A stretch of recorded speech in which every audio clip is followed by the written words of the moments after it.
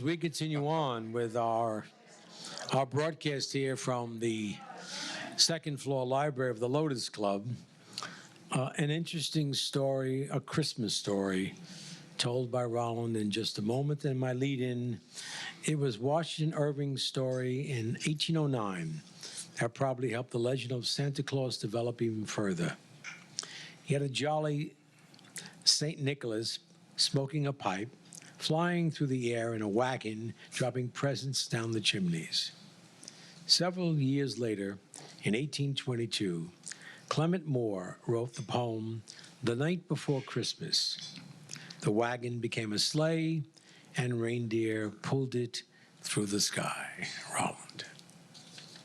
'Twas the night before Christmas, and all through the house, not a creature was stirring, not even a mouse. The stockings were hung by the chimney with care, in hopes that St. Nicholas soon would be there. The children were nestled all snug in their beds, while visions of sugar plums danced in their heads.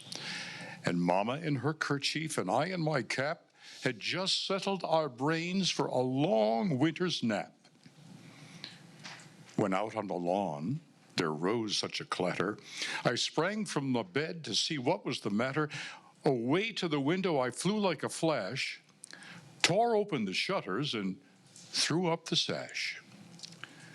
The moon on the breast of the new fallen snow gave the luster of midday to objects below, when what to my wondering eyes should appear but a miniature sleigh and 8 tiny reindeer. With a little old driver so lively and quick, I knew in a moment it must be St. Nick. More rapid than eagles, his coursers they came, and he whistled and shouted and called them by name. Now Dasher, now Dancer, now Prancer and Vixen, on Common, on Cupid, on Dunder and Blitzen, to the top of the porch, to the top of the wall. Now dash away, dash away, dash away all. As dry leaves before the wild hurricane fly, when they meet with an obstacle, mount to the sky, so up to the housetop the coursers they flew, with a sleigh full of toys, and St. Nicholas too. And then in a twinkling I heard on the roof the prancing and pawing of each little hoof. As I drew in my head and was turning around, down the chimney St. Nicholas came with a bound. He was dressed all in fur from his head to his foot, and his clothes were all tarnished with ashes and soot. A bundle of toys was flung on his back, and he looked like a peddler just opening his pack. His eyes, how they twinkled, his dimples, how merry. His cheeks were like roses, and his nose like a cherry. His droll little mouth was drawn up like a bow, and the beard of his chin was as white as the snow.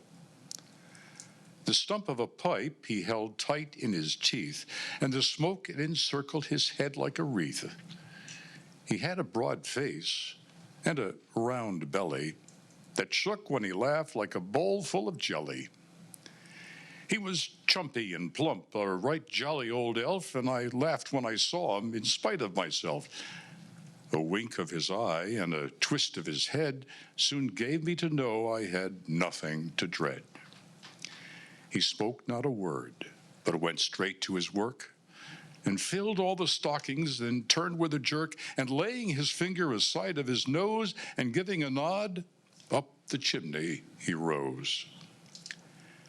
He sprung to his sleigh, to his team gave a whistle, and away they all flew like the down of a thistle. But I heard him explain, ere he drove out of sight, Happy Christmas to all, and to all a good night.